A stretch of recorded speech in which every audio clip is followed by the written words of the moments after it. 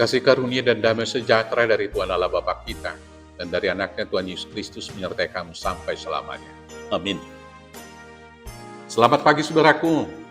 Mari memuliakan Tuhan dengan semua pekerjaan kita dipandu firman-Nya dari Yeremia 22 ayat 29. Demikianlah firman Tuhan.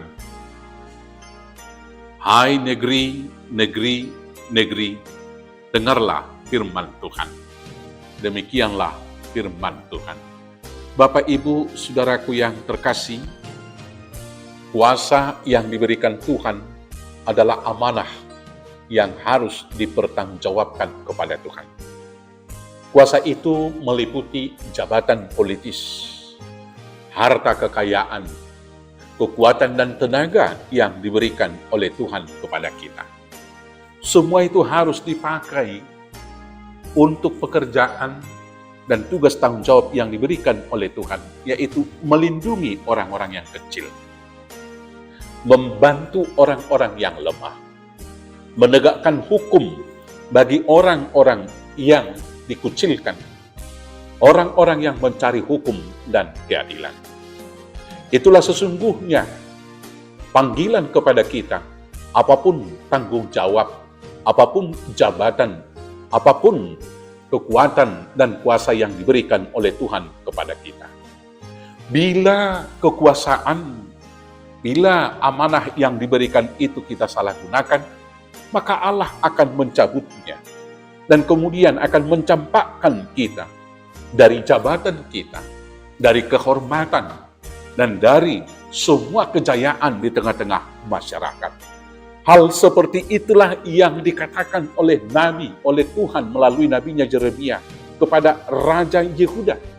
Bila dia tidak melakukan perintah Tuhan untuk menegakkan keadilan bagi masyarakat kecil, untuk membela orang-orang yang dimarginalkan, untuk menolong orang-orang yang lemah dan tidak berdaya, ancamannya dia akan dicabut dari jabatannya dan akan dibuang ke Babel, dan akan menjadi bangsa budak di tengah negara yang dipimpin oleh Raja Nebukadnezar. Saudara-saudaraku, nubuatan ini dianggap sebagai pelecehan dan dipandang sinis oleh orang Yehuda dan orang-orang yang di kalangan istana waktu itu. Dan kemudian kita mengetahui sejarahnya bahwa orang Israel dan orang Yehuda kemudian dibuang ke Babel dan mereka menjadi bangsa budak selama 70 tahun. Hal ini kiranya menjadi perenungan bagi kita. Apalagi di tengah-tengah baru selesainya, yaitu pemilihan umum, memilih anggota-anggota legislatif dan pemilihan presiden. Dan sebentar lagi, kurang lebih beberapa bulan ke depan, akan dilaksanakan pemilihan-pemilihan kepala daerah di Indonesia ini.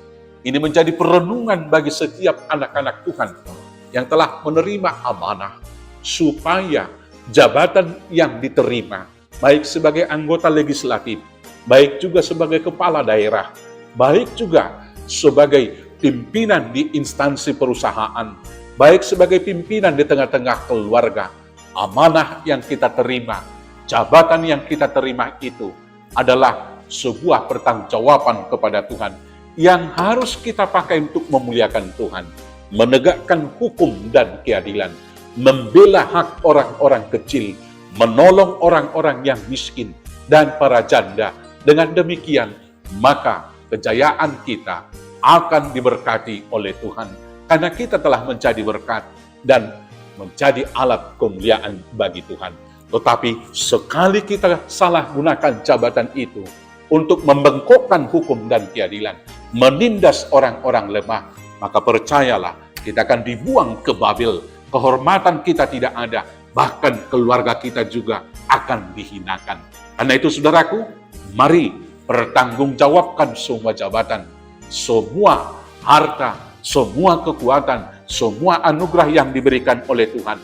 Mari kita pertanggungjawabkan untuk kemuliaan Tuhan dan menegakkan hukum dan keadilan. Dengan demikian, kita akan bersuka cita berbahagia, diberkati oleh kasih setia Tuhan. Tuhan Yesus memberkati.